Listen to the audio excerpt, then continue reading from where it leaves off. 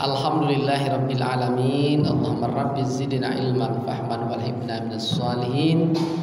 Asyhadu an la ilaha illallah wa asyhadu anna Muhammadar Rasulullah. Kasih udah. Allahumma salli ala sayyidina Muhammad wa ala ali sayyidina Muhammad. Faqala ta'ala fil Qur'anil Karim, a'udzu billahi minasy syaithanir rajim. Bismillahirrahmanirrahim. Wa kulli ibadi yaqulu allati hiya ahsan inna syaitan yanza'u bainahum inna syaitan kana al-insan aduwwum mubina.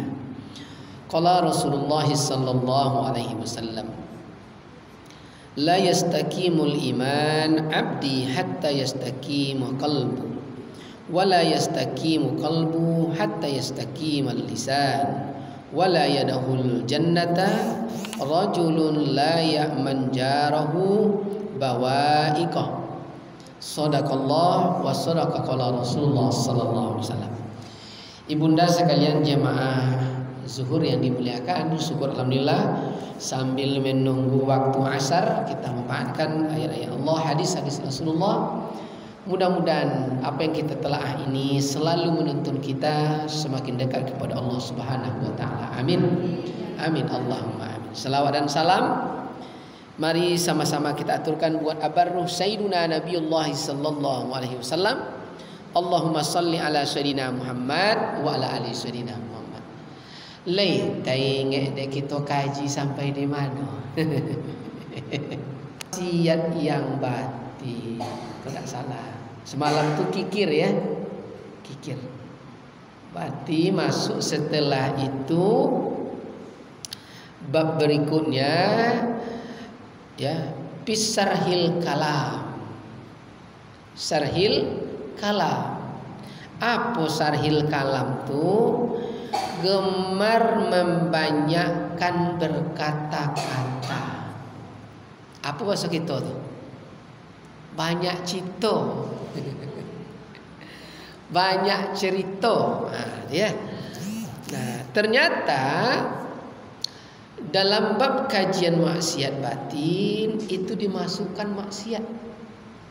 Ya. Banyak cerita itu masuk maksiat. Dalam hadis dijelaskan oleh Rasulullah sallallahu alaihi wasallam, man somata najah. Rawahu Tirmizi.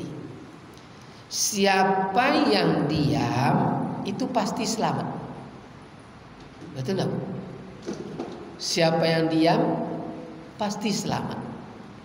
Makanya Umar bin Khattab hampir setiap keluar rumah dahulu dia masukkan batu ke dalam mulutnya. Untuk apa? Agar dia tidak sembarang bertutur. Dan suatu hari ditanya, ya Aba Hatta, kenapa engkau selalu memasukkan batu ke dalam mulutmu? Apa jawab Umar? Biarlah lisanku ini bertutur kalau hanya akan berguna pada diriku dan bermanfaat bagi orang lain. Kalau tidak, biarlah batu jadi saksinya. Dia tidak akan pernah bertutur. Itu dia. Maka Luqmanul Hakim berkata, diam adalah kebijaksanaan, kata Umar. Tapi sangat sedikit orang yang mampu melaksanakannya. Betul Ibu ya? Maka karena lisan tidak tertahan, akhirnya setelah banyak ngomong, apa terjadi? Menyesal. Betul? Menyesal kita. Abdullah bin Abi Sufyan meriwayatkan dari bapaknya, ia berkata, aku berkata, wahai Rasulullah sallallahu alaihi wasallam, beritahukanlah kepada aku tentang Islam dengan suatu persoalan yang aku tidak akan pernah lagi bertanya kepada seseorang sesudahmu nanti ya Rasulullah. Nabi menjawab, katakanlah, kata Nabi, apa? Aku telah beriman, lalu istiqamah. Lalu Abu Sufyan kembali bertanya, lalu apalagi ya Rasulullah yang harus aku jaga? Kemudian Nabi mengisyaratkan dengan telunjuknya, jaga lisanmu. Jaga lisan. Kenapa? Karena dalam hadis dikatakan Nabi, la yastakimul iman abdi hatta yastakimu qalbi, wa la yastakimu qalbu hatta yastakimul lisan, wa la yadkhulul jannah rajulun la yamanjarahu bawa'iqah.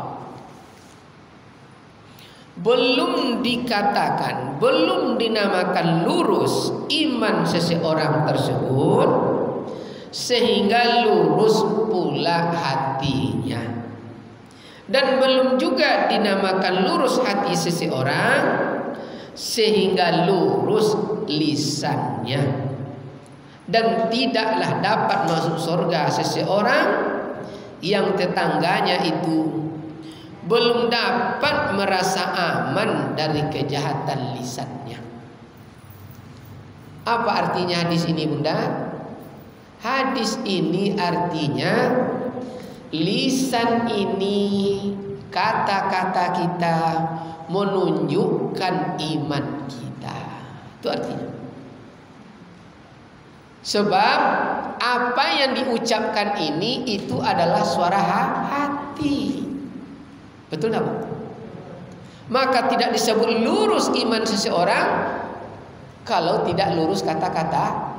Makanya orang tua dulu berkata, manusia itu nak yang dipegang cuma kata-kata. Betul?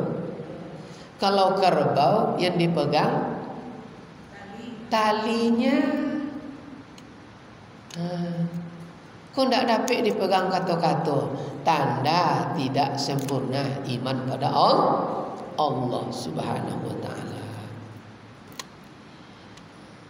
Pada suatu riwayat, sahabat Mu'az bin Jabal radhiyallahu anhu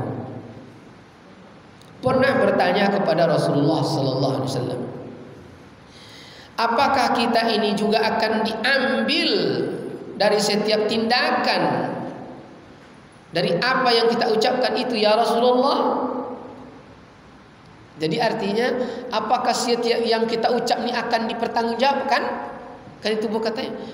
Faqala, Nabi berkata, apa kata Nabi? Ya Ibnu Jabbal, wa hal yukabbun nas binnar ala manahir illa hasailu alsinatihim. Rawahu al-Hakim. Apa kata Rasulullah? Wahai Ibnu Jabbal, tidaklah manusia itu akan ditelungkupkan dengan hidungnya terlebih dahulu di dalam neraka Allah, melainkan semua itu disebabkan atau ditunaikan oleh lisan atau lidah-lidahnya. Jadi dengan lisan kita bisa masuk surga, dengan satu lisan juga kita bisa masuk neraka.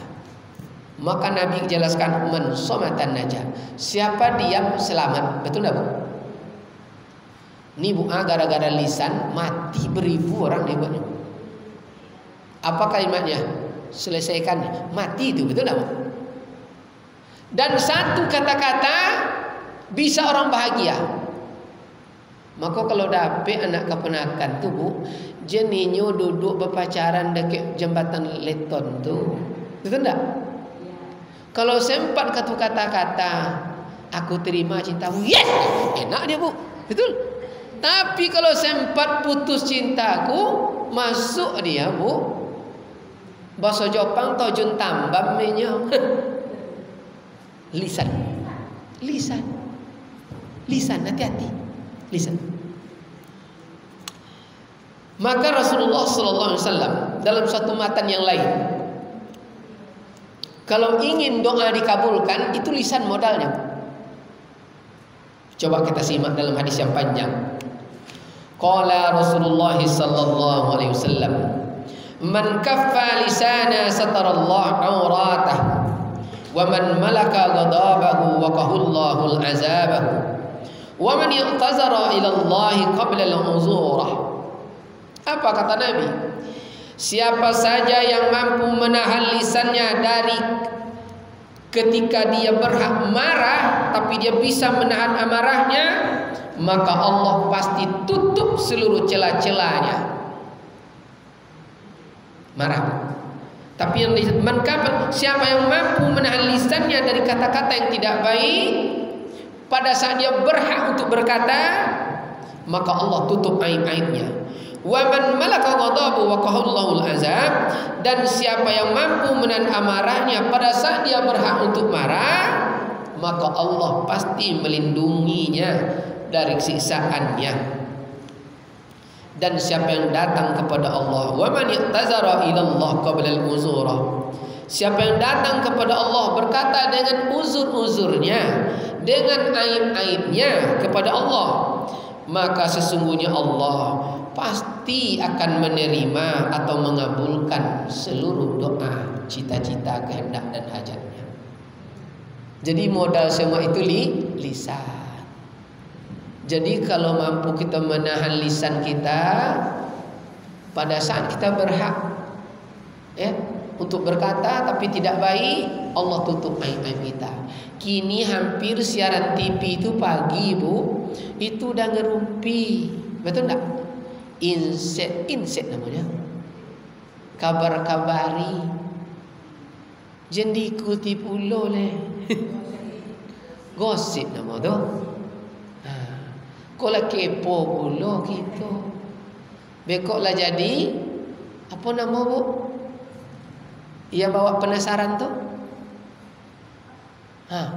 Apa nama tu? Itu siapa yang mampu menutup aib-aib saudaranya, Allah pasti tutup aib-aib kita. Itu jaminannya. Jadi kalau bukan ditutup aib kita oleh Allah, kita tidak terhormat. Betul tak? Kita kadang punya sifat, nampak kawan berlobby bacibian dari belakang. Yang mana? Kalau tidak Allah tutup, hilang kehormatan kita. Jadi agar tertutup aib-aib kita, tutup aib orang, tidak perlu. Dan siapa yang mampu menahan amarahnya pada dia berhak marah, Allah lindungi dia dari azab. Ibu pernah dengar suatu riwayat Umar bin Khattab. Umar itu dikenal dengan Al-Faruq, orang yang sangat membedakan hak dengan yang batil. Suatu hari Umar berjalan bersama dengan Nabi. Lalu ada orang kafir Quraisy menghina. Mungkin kalimatnya sangat menyakitkan, sehingga Umar marah. Sahabat yang lain juga marah melihat sifat, tabiat, perangai kafir Quraisy itu. Tapi terlihat di wajah Rasulullah, Rasulullah telah redha marahnya itu untuk orang itu. Akhirnya apa?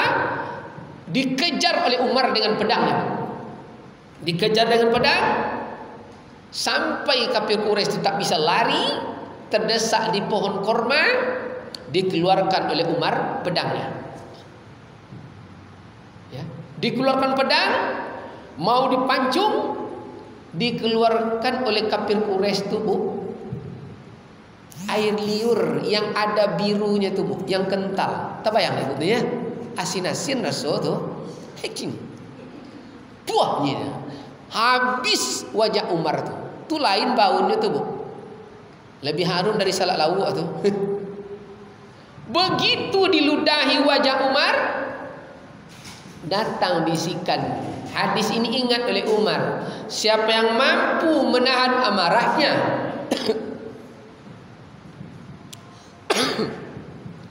pada saat dia mampu untuk marah, waqahullahu azab, Allah akan lindungi dia dari azab. Dimasukkan oleh Umar kembali pedangnya ke dalam sarung. Apa kata kafir Quraisy itu? Umar, kenapa tak jadi kau penggal aku? Tadi kau udah memenggal aku. Apa kata Umar? Aku tidak mau mengotori ibadahku dengan syaitan. Karena syaitan membisikkan kepadaku, penggal dia, keluarkan jantungnya. Aku dikuasai amarahku oleh iblis dan syaitan. Maka aku tidak mau merusak keyakinanku. Waqahullahul azab. Tapi satu hari aku akan menemui janjiku kepadamu. Tapi apa yang terjadi? Karena akhlak mulianya Umar, tuntunan Rasulullah sallallahu alaihi wasallam, belum sempat Umar menepati janji, sang kafir Quraisy datang menemui Nabi, menyatakan masuk Islam. Jadi marah itu pun tidak ada untungnya. Betul tak Bu ya? Ibu kalau tidak percaya, ini yang marah nih Bu, banyak ruginya. Ada seseorang dia punya anak, dia kelas 2 SMP. Ibu pun ada cucu kelas 2 SMP? Ada ya. Kita masak, Obi masak. Tentu pas masak jam 11 itu masih di baskom. Gulai sempode tapah nyorong makinang. Pakai pare. Ya, pakai tuh belimbiang tunjuk. Nyo biasa dibagi 3 tu Bu. Cik tok mintua, cik tok suami, cik tok anak-anak. 3 piring. Ni belum dibagi. Pulang anaknya, pas ibu tu sedang solat. Allah. 2 rakaat. Pulang anak tadi yang SMP kelas 8. Bawa kawan 5 orang. Coba. Ini contoh kan? Begitu anak tu membuka tudung saji, kena marah tidak ditahan, apa terjadi? Solat tidak khusyuk, betul Bu? Setelah itu apa lagi? Begitu siap solat, matonya godang, ya, mulutnya godang, betul Bu?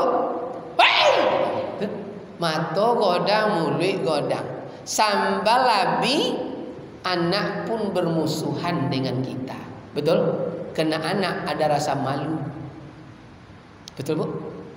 Ruginya karena tidak mampu menahan amarah. Tapi kalau ditahan amarah, waqahullahul azza. Begitu salam, assalamualaikum warahmatullahi. Assalamualaikum warahmatullahi. Abi sambal nak tinggal kuale mak, mudah-mudahan bapak mudah mati di hari ini. Betul tak Bu? Apa terjadi anak-anak tuh? Minta maaf bersama-sama. Dan dia tidak malu di depan teman-temannya. Teman-teman berkata, enak makmu yang tak pemarah. Betul Bu? Akhirnya anak-anak tuh membantu untuk memasak kembali. Betul? Tapi kalau tidak mampu menahan amarah, ya Allah, rugi ya, banyak ruginya. Lalu apa lagi? Modal semua itu lisan. Wa man i'tazara ila Allah qabla al-uzura. Siapa yang mampu datang kepada Allah dengan mengucapkan aib-aib dan uzur-uzurnya, Allah kabulkan doa dan hajat kita. Maka kalau berdoa Bu, kalau ingin dikabulkan Allah, akui salah. Ya Allah, saya sholat ini sebenarnya Allah bukan karena Engkau, tapi menantu amu Ustaz, ya Allah malu amu tak sholat. Ya Allah, aku naik haji ini bukan karena Engkau ya Allah, tapi tetangga aku lebih rendah dariku, dia pergi haji. Aku ingin dah tak mau kalah ya Allah. Akui aku bukan karena Engkau ya Allah. Ampuni, diampun di Allah dosa. Pasti diampun. Maka di kajian tauhid kemarin filosofisnya al-idraku fahuwal mudrik. Siapa lemah mendapatkan sesuatu, dia yang mendapat. Betul Bu ya? Itu dia. Lisan. Makanya Rasulullah sallallahu alaihi wasallam dalam bab lisan ini, dalam hadis yang panjang, man kana yu'minu billah wal yaumil akhir falyakul khair aw liyaskut, rawahu muttafaqun. Kalau benar kamu yakin kepada Allah, beriman kamu dengan hari yang akhir, bertuturlah kamu, berucaplah kamu yang baik-baik saja. Kalau tidak baik, lebih baik diam. Boleh kita berbicara banyak, boleh dalam bab lisan nih, ya, boleh bicara banyak, boleh. La khairun min kasirin, ada dibenarkan kita berbicara banyak, cuma pada tiga tempat dalam Al-Quran tuh Bu ya. Mana tiga tempat itu? Au amrin bisadaqatin. Nah, itu dia. Mengajak manusia untuk bersedekah. Yanza'u bainan nas, mendamaikan dua manusia yang bertikai. Pahamnya Bu? Makanya kalau ada ibu tu, bapak tu, biasanya Bu orang babini dua yang suka tu tu. Nah, tu. Datang ke bini pertamanya mengeceknya, kecek adik kau tu nya panggil kakak awak tu nya. Hanya menganggap awak tu kakak. Akhir orang tu nak saling membunuh, Bu.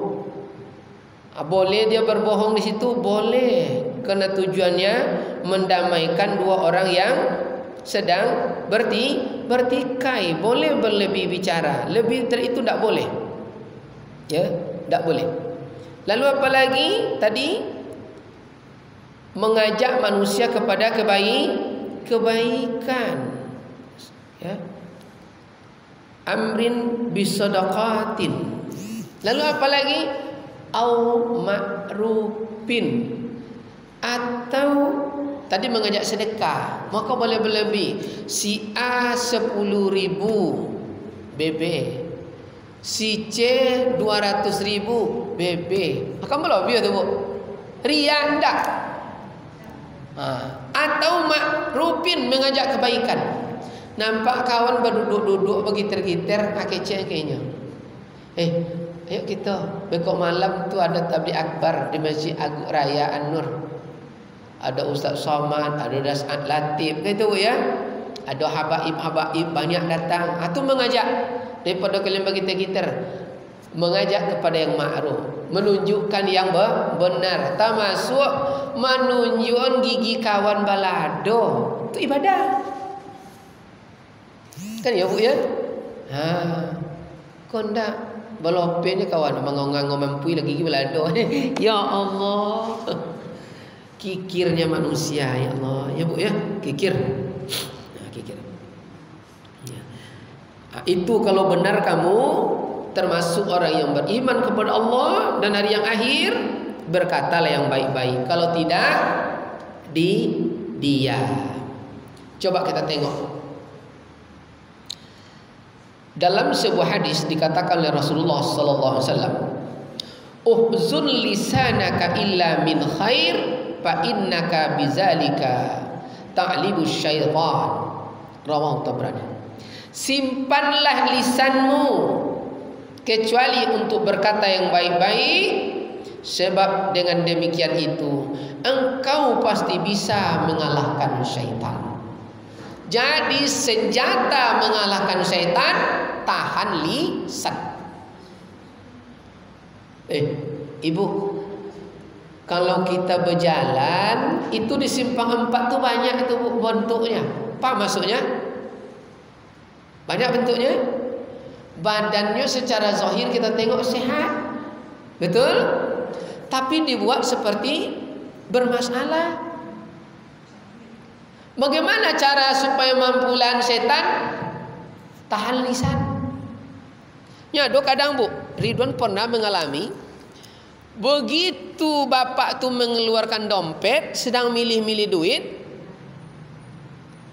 disimpannya kembali dompet ke dalam, satu-satu matilah katanya.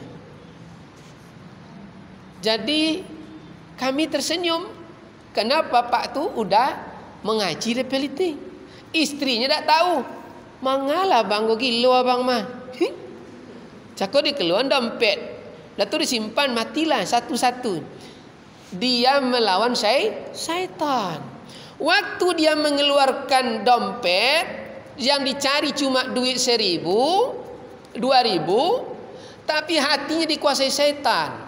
Apa hati dikuasai syaitan? Badan yang sehat. Minta-minta aja ke rajang. Anak mana lah kau? Anak Bangkinang. Yang sedekahnya 1.000 dosa sampai ke Bangkinang. Kau menantu amak yang di Pariaman tu, Allah sampai ke Pariaman. Yang kawan yang di Yogyakarta, Allah sampai ke Jogja. Yang piti 1.000-nya bu. Makanya kadang anak tu mencuri di kedai cuma 1 bonbon, tapi dosa kita tidak menahan lisan, beribu lebih besar dari dosa mencuri anak tu. Anak sial apa jaga. Oh anak pergi Bangkinang tu mah, lah sampai ke Bangkinang dosa awak. Dan anak tu suka daiko nyebut dosanya. 3 langkah baru meninggalkan kita, kita berdosa lah sampai ke Bangkinang. Akibat lisan tidak tertahan. Itu dia. Begitu. Jadi untuk melawan setan itu kata Rasulullah, diam. Pasti setan mati kutu. Maka Nabi sebut man somata naja. Siapa diam pasti selamat. Sampai di situ dulu bunda. Aduh kita yang ragu. Oh ya mak Dayan.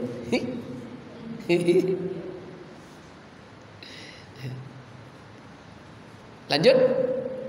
Nah, Uqbah bin Amr berkata. Siapa Uqbah itu? Sahabat Nabi. Apa kata Uqbah bin Amr? Aku bertanya, wahai Rasulullah, apakah jalan keselamatan? Apa pertanyaannya? Apakah jalan keselamatan?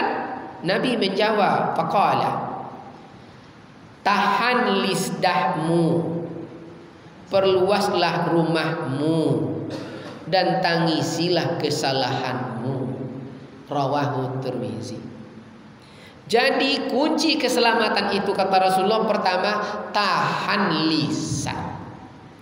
Makanya orang dulu berkata, nak hati-hati nak dengan kata-kata. Kata telanjur nak emas taruhannya. Betul tak bu? Tidak bisa dicabut. Maka kalau orang menyebut talak, ku jatuh talak, jatuh kali bu, tidak bisa ditarik. Oh tidak jadi, tidak bisa. Tidak bisa.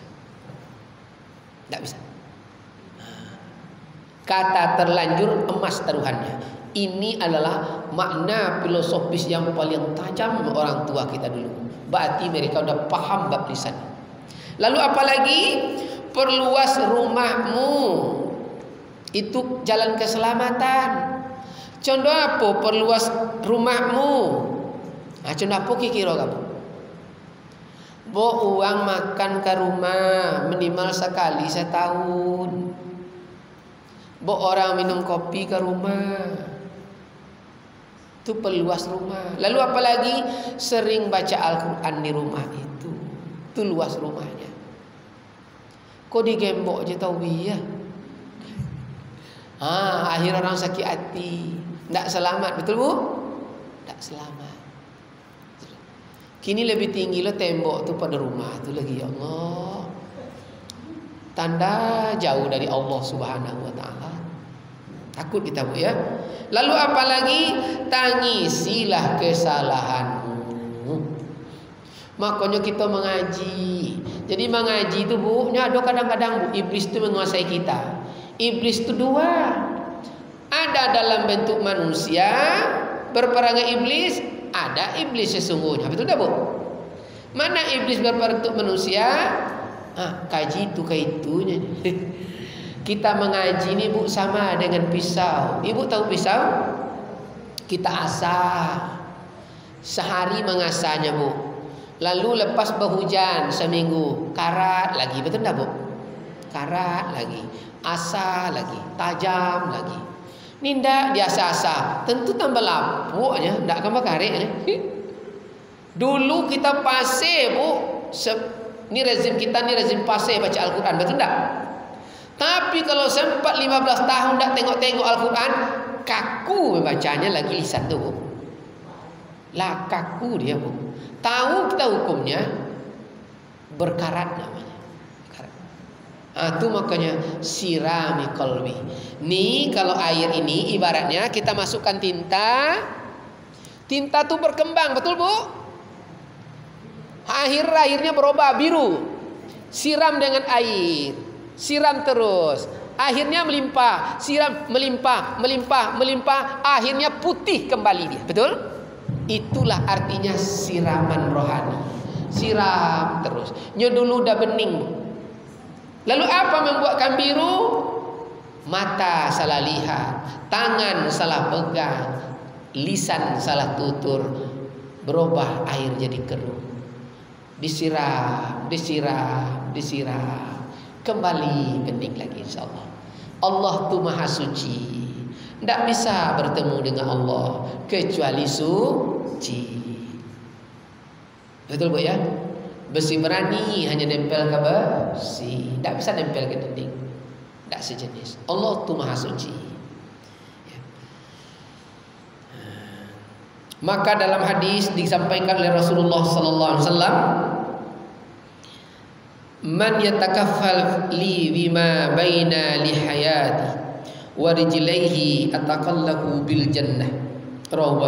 Siapa yang menjamin untukku apa yang ada antara dua janggotnya, ya, dan apa yang ada di antara dua kakinya,